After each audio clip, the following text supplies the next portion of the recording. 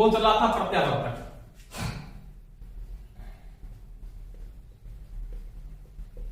ये टॉपिक आपका बीच में था, इसको आप एसी जनरेटर भी बोलते हो, एसी जनरेटर।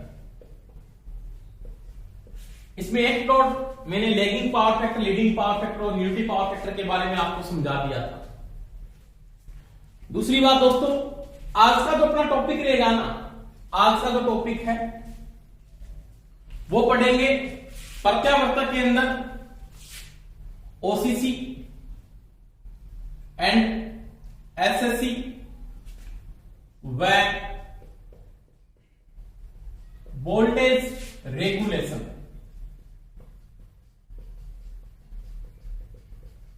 वोल्टेज रेगुलेशन ये आपका आज का क्या रहेगा, टॉपिक रहेगा। इससे पहले मैं सभी को बता देता हूं, जो मेरे स्टूडेंट जुड़े हुए हैं सभी यूट्यूब चैनल को शेयर करें और सब्सक्राइब भी करें। जिन्होंने चैनल को सब्सक्राइब नहीं किया वो सभी सब्सक्राइब कर लें। दूसरी बात, ऐप के ऊपर बहुत से बच्चे कम टेस्ट को अटेम्प्ट कर पा रहे हैं, तो सभी बच्चे टेस्ट सीरीज ज्वाइन जरूर करें, क्योंकि टेस्ट सीरीज का मेरे ज्यादा चार्ज भी नहीं रखा हुआ है। तो सभी टेस्ट सीरीज को ज्वाइन कर ले। टेस्ट सीरीज मेरे पास एक साल के लिए, पूरे एक साल के लिए 299 में है। ये कोई ज्यादा रेंट नहीं है। एक सप्ताह में 2 टेस्ट होते हैं, बुधवार और शनिवार को। दूसरी बात, 15 दिनों के बाद एक मेगा टेस्ट होता है संपूर्ण थ्योरी का। तो आपकी तैयारी यहां से पता लग जाएगी। टेस्ट सीरीज को सभी ज्वाइन करें, और जो ऐप को ज्वाइन करना चाहते हैं वो टेक्निकल कोचिंग क्लासेस की जो ऐप है उसको ज्वाइन कर सकते हैं। उसमें 2 कोर्स में स्टार्ट कर दिया है, 2 बैच स्टार्ट हो चुके हैं। एक बैच में 1499 का है, और दूसरा वो बैच स्टार्ट किया है वो 699 में। 699 वाले बैच में आपको कम फीचर मिल रहे हैं, और 1499 वाले में सभी फीचर है। Notes, test series, mega test, live क्लासें 2-2 घंटे की, आपको 2 घंटे की रोजाना क्लासें मिल रही है वहां पे। तो वहां पे बहुत ज्यादा फीचर है, तो वो आपके अनुसार आप ज्वाइन कर सकते हो, वो आपकी मर्जी है। ठीक है, तो यूट्यूब की क्लासें आज से आपकी रेगुलर लगेगी। ठीक है दोस्तों, आपका जो टॉपिक मैं करने जा रहा हूं, ओसीसी का मतलब होता है ओपन सर्किट टेस्ट कैरेक्टरिस्टिक, यानी इसमें लिख सकते हो आप ओपन सर्किट कैरेक्टरिस्टिक और शॉर्ट सर्किट कैरेक्टरिस्टिक के साथ वोल्टेज रेगुलेशन की मैं यहां पे बात करूंगा। एक अल्टरनेटर है, उसमें सबसे पहले अपने जो बात करने जा रहे हैं वो किसके बारे में पढ़ेंगे, वो ओसीसी के बारे में पढ़ेंगे। किसी के बारे में पढ़ेंगे, ओसीसी। ओसीसी एक नंबर टॉपिक आज का। इसको बोलते हैं खुला परिपथ अभिलक्षण। इसमें आईसीसी नहीं होता, इंटरनल कैरेक्टरिस्टिक नहीं होती, आंतरिक घर्षण इसके अंदर नहीं होता, जो डिस्क्रिप्टर में मैंने आपको करवाया था, आपके याद भी होगा दोस्तों।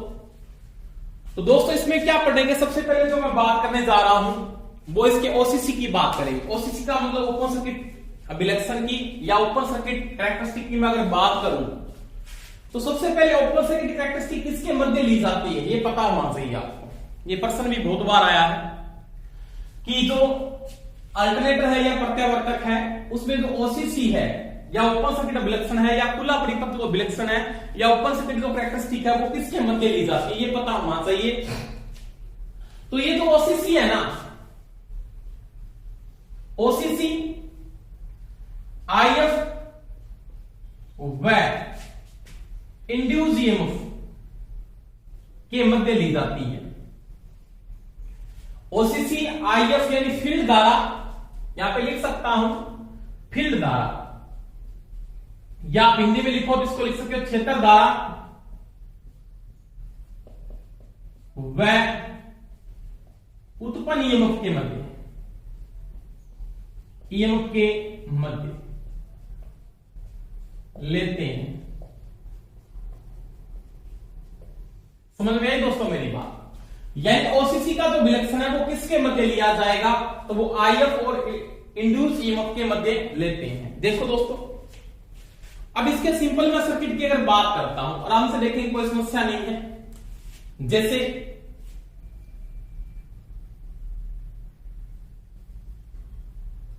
ये मेरे पास कोई भी एक एक्साइटर, इसके रूप में डीसी का जनरेटर हो सकता है, कुछ भी आपके पास हो सकता है, वो आपकी मर्जी है। जैसे ये जनरेटर मैंने बना लिया, मान डीसी का जनरेटर है, एक्साइटर के रूप में इसको यूज करता हूं मैं, मान लिया।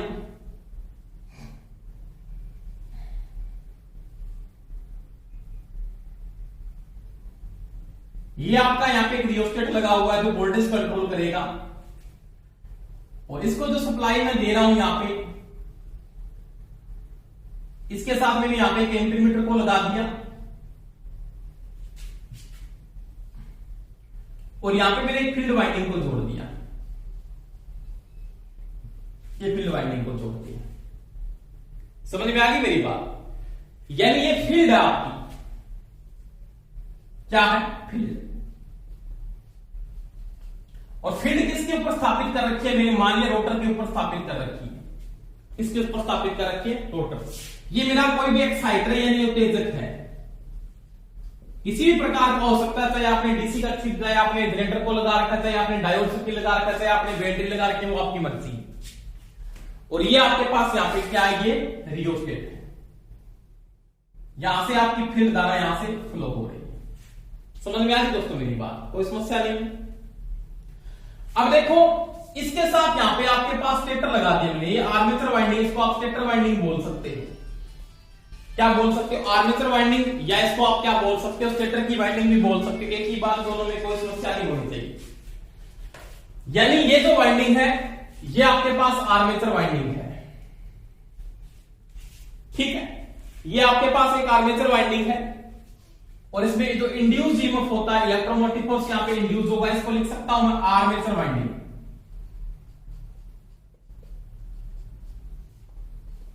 आर्मेचर में जो वाइंडिंग की जाती है, उसको वाइंडिंग को क्या बोलते हैं? अपने स्टेटर वाइंडिंग भी बोल सकते हो आप। क्या बोल सकते हो? स्टेटर वाइंडिंग, ठीक है? यहां पे आपके पास एसी उत्पन्न होगी, इलेक्ट्रोमोटिव फोर्स यहां पे क्या होगा? इंड्यूस होगा। अब देखो, इसको मैंने ओपन किया, ओसीसी का मतलब यहां पे मैंने इसके साथ इसके दो टर्मिनल्स को ओपन रखा, और यहां पे मैंने क्या लगा दी? वोल्टमीटर को जोड़ दिया। यानी वोल्टमीटर की रेजिस्टेंस का मान बहुत ज्यादा होता तो बस क्या मान के चलते? ओपन मान के चलते, वोल्टमीटर को आप लगा सकते हो यहां पे। बात समझ में आ गई दोस्तों मेरी? कहानी है। तो ये आपके पास यहां पे क्या है? वोल्टमीटर को मैंने जोड़ दिया। किसको जोड़ दिया? वोल्टमीटर। ये आपने यहां पे वोल्टमीटर को जोड़ दिया, ठीक है? कोई दिक्कत है तो बता देना। अब मैं क्या करता हूं, इसकी मैं अगर कैरेक्टरिस्टिक यहां पे देखूं, इसकी देखूं अभिलक्षण को मैं अगर यहां पे देखता हूं, तो पहली बात है यहां पे घूमने वाला पार्ट होगा वो रोटर। जैसे आपकी फील्ड ऐसे ली, रोटर के ऊपर फील्ड वाली, रोटर आपका घूम रहा है, तो उसकी नॉर्मल सी बात होती है, उसकी जो एनएस है वो क्या रहेगी? आपकी स्थिर रहेगी। यानी इसकी जो स्पीड है रोटर की, वो क्या स्थिर है? इसको अपन एनएस को क्या मान के चलेंगे? स्थिर। ये कांस्टेंट स्पीड पे घुमाते हैं, और फिर आप फील्ड की धारा को चेंज करते हो। क्या करते? फील्ड की धारा को चेंज करते हैं। अब फील्ड की धारा के साथ यहां पे जो इलेक्ट्रोमोटिव फोर्स इंड्यूस हो रहा है, उस पर क्या डिफरेंस पड़ता है, क्या प्रभाव पड़ता है, वो बात करेंगे। तो मेरे को पता है फील्ड की धारा बढ़ेगी, फील्ड का क्या बढ़ेगा? फ्लक्स बढ़ेगा। गति आपकी स्थिर है, फ्लक्स बढ़ेगा, इंड्यूस जो वोल्टेज है उसका मान भी क्या होगा? बढ़ेगा। देखो दोस्तों, यहां पे मैं अगर बात करूं इसकी कैरेक्टरिस्टिक की, मैं अगर बात करता हूं,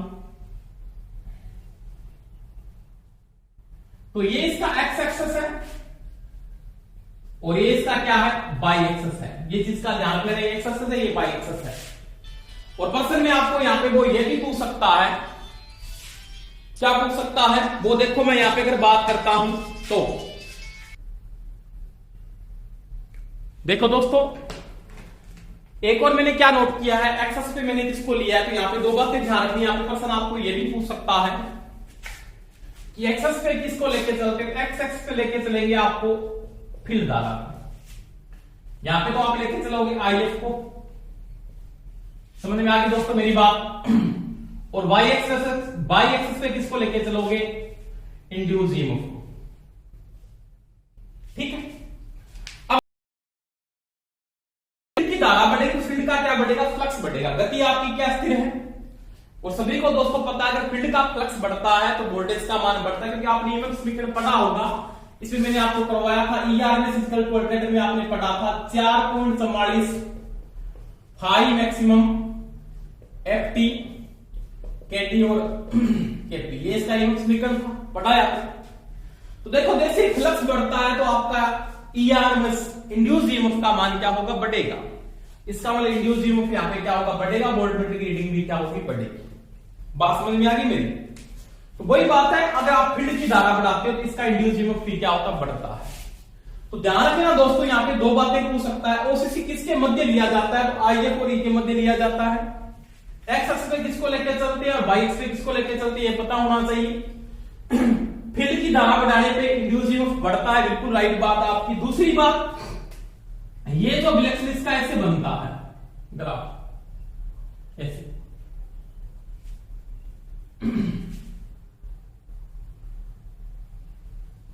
इस प्रकार से, यहां किसके बाद ये फ्लैट हो जाता है बिल्कुल सीधा। तो ये जो वोल्टेज बढ़ाता है, इंड्यूस्ड ईएमएफ बढ़ाता है, ये ग्राफ इसका रैखिक नहीं होता, ये ग्राफ इसका क्या होता है, अरैखिक ग्राफ होता है। ये चीज का भी ध्यान रखना, क्या होता है, अरैखिक है। ओसीसी हमेशा ही अरैखिक होगा या नॉन लीनियरली होता है, क्या होता है, नॉन लीनियर होता है, या प्रोटेक्ट हो जाता है, या क्या होता है, प्रोटेक्ट हो जाता है। इसके बाद यहां पे क्या हो गया, प्रोटेक्ट का मतलब ये क्या होगा, कांस्टेंट हो जाएगा फिर, यानी आपकी फील्ड क्या होगी, सैचुरेट होगी। उसके बाद आप बढ़ा भी नहीं सकते, ज्यादा नहीं बढ़ा सकते हो। तो ये इस बिंदु के बाद यहां पे ये प्रोटेक्ट हो जाता है, क्या हो जाता है, प्रोटेक्ट। तो यहां पे प्रोटेक्ट हो इसका, तो ये ग्राफ ओसीसी होता है, वो क्या होता है, अरैखिक होता है। क्या होता है, ओसीसी, ओसीसी में से ही आपका क्या होगा, अरैखिक होता है, फ्लोटेट हो जाता, फ्लोटेट, फ्लोटेट, सॉरी, क्या हो जाता है, फ्लोटेट हो जाता है। और इसका ये जो ग्राफ होता है वो क्या होता है, अरैखिक होता है। इसका मतलब नॉर्मल सी बात करता हूं कि स्टार्टिंग के समय आपके पास क्या है, IF इक्वल टू 0 है, तो इंड्यूस्ड ईएमएफ भी क्या है, 0 है। IF अगर आप बढ़ाते हो, अगर आप IF को इंक्रीज करते हो तो आपका इंड्यूस्ड ईएमएफ भी क्या होता है, इंक्रीज होता है। परंतु ये जो इसका ग्राफ रहता है वो क्या रहता है, अरैखिक रहता है। अब देखो ओसीसी के अंदर जो आपकी वोल्टेज रेटेड है उसका कितने गुना फील्ड धारा आप क्या कर सकते हो, बढ़ा सकते हो। यानी V रेटेड है, आपकी जो वोल्टेज रेटेड है, V रेटेड है, उसको कितने टाइम फील्ड धारा तक आप बढ़ा सकते हो। तो V रेटेड को 1.5 टाइम, V रेटेड को यहां पे लिख देता हूं, नोट लगा के आप लिख लेना, नोट V रेटेड को 1.25 टाइम IF को बढ़ाकर,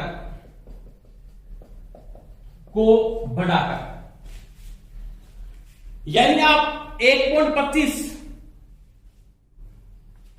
IF को बढ़ाकर 1.25 मान तक आप क्या कर सकते हो, बढ़ा सकते हो। 1.25 गुना तक बढ़ा, इसकी जो रेटेड करंट है उसको 1.25 तक बढ़ा सकते हो फील्ड की धारा को, ये चीज का ध्यान रख लेना।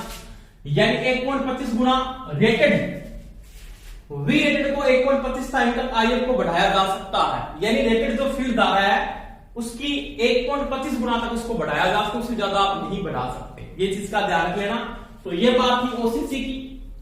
ओसीसी किसके मध्य लिया जाता है, IF और इंड्यूस्ड ईएमएफ के मध्य। स्टार्टिंग के समय IF अगर 0 तो इंड्यूस्ड ईएमएफ भी क्या होगा, 0 होगा। IF बढ़ेगा तो इंड्यूस्ड ईएमएफ भी क्या होगा, बढ़ेगा। परंतु ये जो बढ़ता है वो अरैखिक बढ़ता है, जो फ्लोटेड होता है, इसका ग्राफ क्या होता है, फ्लोटेड होता है या अरैखिक होता है। एक्स एक्स पे किसको लेके चलते हैं, फील्ड धारा को लेके चलते हैं। वाई एक्स पे किसको लेके चलते हैं, इंड्यूस्ड ईएमएफ को लेके चलते हैं। और फील्ड धारा को रेटेड धारा से 1.5 गुना तक आप क्या कर सकते हो, बढ़ा सकते हो। तो ये दोस्तों किसकी बात की मैंने, ओसीसी की बात की। किसकी, ओसीसी। ओसीसी का मतलब होता है ओपन सर्किट कैरेक्टरिस्टिक है, ठीक है। इसके बाद देखो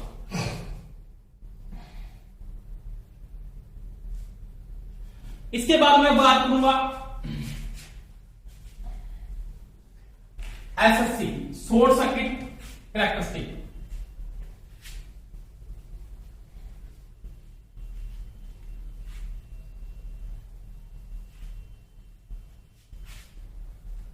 देखो 2 नंबर एससीसी, इसको बोलते हैं लघु परिपथ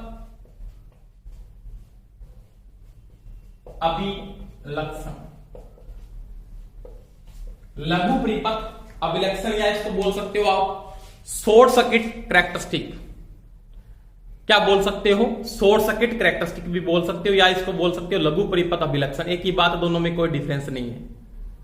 ठीक है, लघु परिपथ अभिलक्षण या इसको बोल सकते हो शॉर्ट सर्किट कैरेक्टरिस्टिक, एक ही बात है। पहली बात, यहां पे एक चीज का ध्यान रखना अपने, ये लघु परिपथ अभिलक्षण किसके मध्य लिया जाएगा? तो इसको लेते हैं आईएफ, फील्ड धारा व आई ए के मध्य। समझ में आ गई मेरी बात? यानी क्षेत्र धारा व आर्मेचर धारा या स्टेटर धारा भी बोल सकते हैं, आर्मेचर धारा के मध्य लिया जाता है। ये चीज का ध्यान रख लेना। यानी ओसीसी को किसके मध्य लेके चलता हूं? तो मैं लेके चलता हूं किसके मध्य? ये लेके चलता हूं आर्मेचर धारा, और किसके मध्य लेके चलता हूं? फील्ड धारा के मध्य। देखो आराम से, इसके मैं अगर डायग्राम की बात करता हूं तो वही बात है, यहां पे कोई भी आपने एक्साइटर को यूज कर लिया धारा को कंट्रोल करने के लिए, वोल्टेज को कंट्रोल करने के लिए आपने यहां पे रियोस्टेट को लगा के धारा को कंट्रोल करने के लिए, यहां पे आपने एक एम्पीमीटर को जोड़ दिया, और ये आपका रोटर वाइंडिंग हो गई, या इसको बोल सकते हैं फील्ड वाइंडिंग। क्या है? Field winding. जो किसके ऊपर है? तो वो है रोटर पर। एक मिनट थोड़ा फ्रेम चेक कर लेता हूं। किसके ऊपर है? रोटर के ऊपर। बिल्कुल समस्या नहीं है कोई भी। समझ में आ गई दोस्तों मेरी बात? ये आपका उत्तेजक है किसी भी प्रकार का, उसका यूनिक डीसी का जनरेटर हो, एक्साइटर यानी उत्तेजक है। ये आपका रियोस्टेट है, यहां पे लगा हुआ है, और यहां पे आपकी फील्ड धारा फ्लो होगी आईएफ। ठीक है, उसमें कोई समस्या नहीं है। एनएस का मान यहां पे भी क्या होगा? स्थिर होगा। गति यानी ये जो गति इसकी स्पीड है रोटर की घूमने की, वो क्या होगी? कांस्टेंट होगी। वो रोटर की वाइंडिंग, फील्ड की वाइंडिंग रोटर पे की गई है। अब देखो यहां पे मैंने स्टेटर की वाइंडिंग डाल रखी है, या आर्मेचर वाइंडिंग बोल सकते हो, एक ही बात है। ये लो, क्या है? स्टेटर वाइंडिंग बोल सकते हो, या बोल सकते हो आप आर्मेचर वाइंडिंग, उसमें कोई समस्या नहीं है, बोल सकते हो आर्मेचर वाइंडिंग।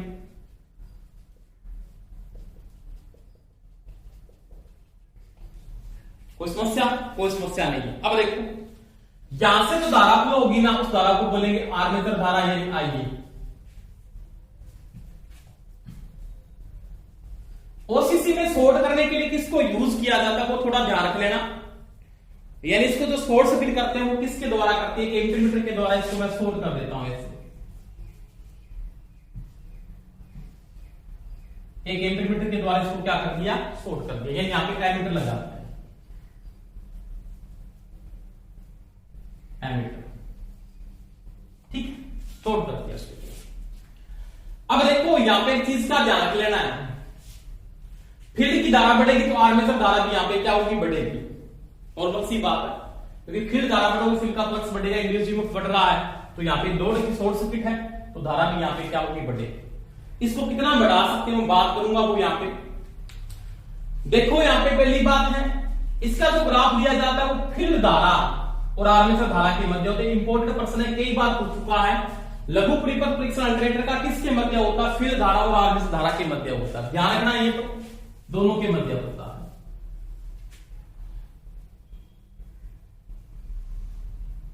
एक्स एक्स पे किसको लेके चलते हैं? फील्ड धारा को एक्स एक्स पे लेके चलते हैं, और वाई एक्स पे किसको लेके चलते हैं? आर्मेचर धारा। तो यहां पे तो लिया जाता आईए को, और यहां पे लिया जाता फील्ड धारा। ठीक है, कोई समस्या नहीं।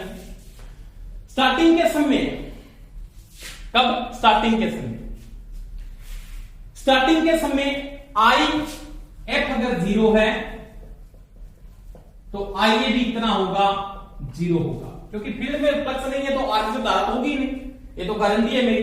क्योंकि फील्ड में फ्लक्स नहीं पैदा हो रहा तो आर्मेचर धारा कहां से पैदा हो जाए? क्या हो जाएगी दोस्तों? नहीं होगी। तो जब तक फील्ड में फ्लक्स नहीं है तो आर्मेचर धारा का मान भी क्या होगा? जीरो होगा। आर्मेचर में भी धारा का मान नहीं होगा। अगर आप फील्ड की धारा बढ़ाओगे तो यहां पे क्या होगा? आर्मेचर की धारा भी क्या होगी? बढ़ेगी। यानी आप जब आईएफ को इंक्रीज करते हो, नॉर्मल बात, आईएफ जब बढ़ता है तो उसके साथ आईए का मान भी क्या होगा? बढ़ेगा। परंतु जो ये बढ़ेगा ना, ये रेखिक बढ़ता है। क्या बढ़ता है? रेखिक बढ़ता है या क्या बढ़ता है? लीनियरली बढ़ता है। समझ में आ गई दोस्तों मेरी बात? यानी आर्मेचर धारा और फील्ड धारा के मध्य जो ग्राफ खींचा जाता है उस ग्राफ का मान होता है, उसको बोलते हैं रेखिक। ये लीनियरली ग्राफ होता है, बिल्कुल सीधा आता है ऐसे रेखिक। तो ध्यान रख लेना, एसएससी बिल्कुल क्या होता है? रेखिक होता है या लीनियरली होता है। बहुत बार प्रश्न को पूछ चुका है। लीनियर क्या होता है? लीनियरली। फील्ड धारा बढ़ेगी, उसके साथ आर्मेचर धारा बढ़ेगी, परंतु क्या बढ़ेगी? रेखिक बढ़ेगी। ये चीज का ध्यान रख लेना। तो ध्यान रखें, यहां पे एसएससी किसके मध्य लिया जाता है? वाई एक्सिस पे किसको लेके चलते हैं? दोनों के मध्य ग्राफ बनता है, वो कौन सा बनता है? तो यहां पे एसएससी का जो ग्राफ बनता है वो रेखिक बनता है। ओसीसी का क्या बनता है? अरेखिक बनता है या प्लॉटेड बनता है या उसको बोलते हैं नॉन लीनियरली बनता है। तो वो चीज का ध्यान रख लेना यहां पे। अब देखो, इसको रेटेड धारा से कितना गुना बढ़ा सकते हैं? आईएफ का मान रेटेड करंट से, धारा से 1.5 से 2 गुना तक बढ़ाया जा सकता है। ये चीज भी इंपॉर्टेंट है, पूछा भी है बहुत बार कि आईएफ का मान रेटेड धारा से, इसकी रेटेड धारा है या निर्मित धारा है या जो निर्मित करंट है इसका नॉर्मल रेटेड करंट है, उससे कितना ज्यादा बढ़ा सकते हो? उसको 1.5 से 2 गुना बढ़ाया जा सकता है। उसको कितना बढ़ा सकते हैं? वहां पे ओसीसी के अंदर इसको बढ़ाया जा सकता है 1.25 गुना। ये चीज का भी ध्यान रखना। तो ये दोस्तों मैंने किसकी बात की? ओसीसी की बात की, एसएससी की बात की, सॉरी दोबारा रिपीट कर देता हूं। एसएससी लघु परिपथ होता है अल्टरनेटर के अंदर। ये किसके मध्य? आईएफ और आईए के मध्य लेके चलते हैं। फील्ड धारा और आर्मेचर धारा के मध्य खींचा जाता है। फील्ड धारा एक्स पे लेके चलते हैं और वाई एक्स पे किसको लेके चलते हैं? आर्मेचर धारा को लेके चलते हैं। समझ में आ गई धारा मेरी बात? देखो, वोल्टेज यहाँ पे एनएस का मान स्थिर रहता है। फील्ड वाइंडिंग रोटर पे की जाती है, armature winding stator winding armature पे की जाती है, स्टेटर की वाइंडिंग होती है जो आर्मेचर वाइंडिंग बोलते हैं। स्टार्टिंग के समय में ये बात बोलता हूं कि जब फील्ड की धारा 0 होती है तो आर्मेचर धारा का मान भी 0 होता है। बिल्कुल सही है, दोनों का मान यहाँ पे 0 है। अगर आप इसका मान बढ़ाते हो, किसका? फील्ड की धारा। किसकी धारा? ये दोस्तों गलत लिख दिया मैंने, थोड़ा सा ध्यान रखना। यहां पे एफ है और यहां पे ए है, सॉरी। आप अगर फील्ड की धारा को यहां पे बढ़ाते हो ऐसे, जब आपकी फील्ड की धारा बढ़ती है तो यहां पे क्या बढ़ेगी? आपकी आर्मेचर धारा भी क्या होगी? बढ़ेगी। कि जब आप फील्ड की धारा बढ़ा रहे हो तो आर्मेचर धारा का मान भी बढ़ेगा। इसको सही कर लेना, मैंने गलती से लिख दिया, ऐसे यहां पे से लिखा था। फील्ड धारा बढ़ेगी तो आर्मेचर की धारा भी क्या होगी? बढ़ेगी। कैसे बढ़ेगी? तो वो बढ़ेगी रेखिक। फील्ड की धारा को रेटेड धारा से कितना गुना बढ़ाया जा सकता है? 1.5 से 2 गुना तक बढ़ाया जा सकता है, ज्यादा आप नहीं बढ़ा सकते। तो ये चीज का भी ध्यान रखना कि रेटेड धारा फील्ड धारा को कितना बढ़ाया जा सकता है? 1.5 से 2 गुना तक बढ़ाया जाता है। किसके अंदर? एसएससी के अंदर। तो ओसीसी में कितना बढ़ाया जा सकता है? 1.5 1.25 तक इसको बढ़ाया जा सकता है। तो ये दोस्तों किसकी ग्राफ की मैंने बात की? ये मैंने की बात एसएससी की। किसकी बात की? एसएससी की। इसके बाद देखो टॉपिक के अंदर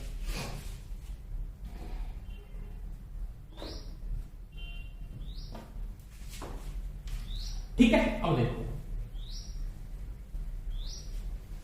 दोनों ग्राफों को मैं एक साथ दिखा देता हूं यहां पे सर्किट के अंदर, वो देखना थोड़ा सा, उसमें भी कोई समस्या आपके नहीं होनी चाहिए। ठीक है, बोलिए टॉपिक क्या है आपका? नेक्स्ट टॉपिक जो बात करूं, ओसीसी एंड एसएससी दोनों। ठीक है, एक ही ग्राफ के अंदर दोनों की बात करेंगे। दोनों का ग्राफ एक ही के ग्राफ के अंदर कैसे बनता है उसकी बात करते हैं, वो देखो आराम से। देखो, अगर दोनों की मैं एक साथ बात करता हूं, आराम से इसका जो विलक्षण मैं यहां पे देखूं, अगर दोनों के बीच के विलक्षण को आप यहां पे देखते हो तो वो देखो आराम से।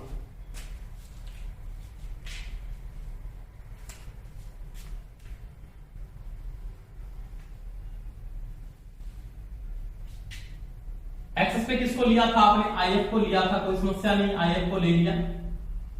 इसके ऊपर आपने किसको लिया था, तो आपने लिया था ए इंड्यूस को, ये लिया था ना आपने, बिल्कुल लिया था। अब देखो आपके पास जो OCC था ना, OCC वो तो ऐसे बढ़ रहा था, OCC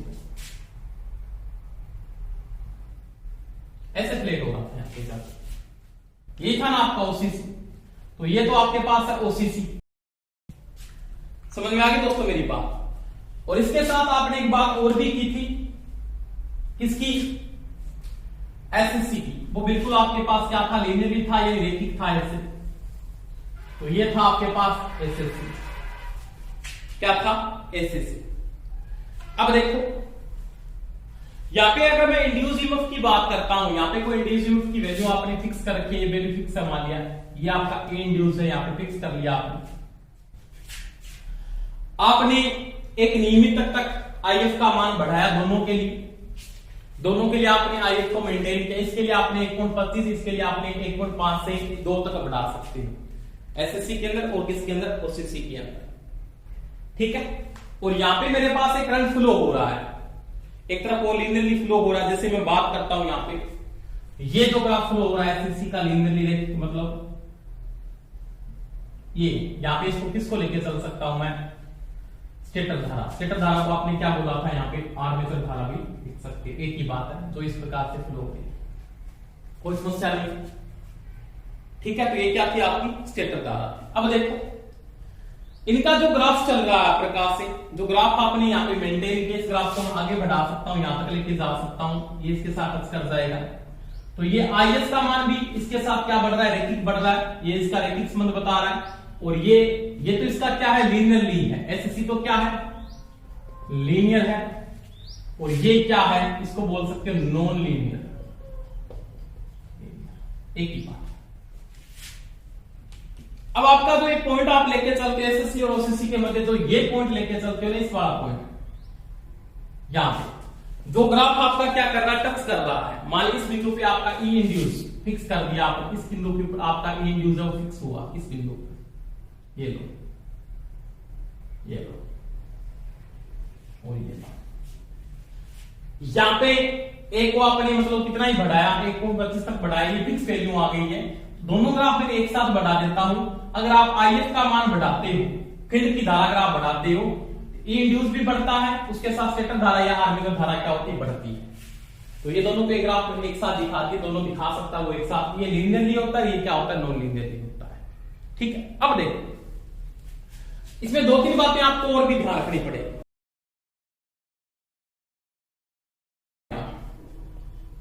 इसमें वोल्टेज रेगुलेशन, ठीक है। एक को आपने पढ़ा था ZS, एक पढ़ा था आपने XS, और एक आपने पढ़ा था RA। मैंने पहले भी समझाया, तीनों बातें समझाइए ना, बिल्कुल समझाइए। ये तो है सिंक्रोनस प्रतिबाधा,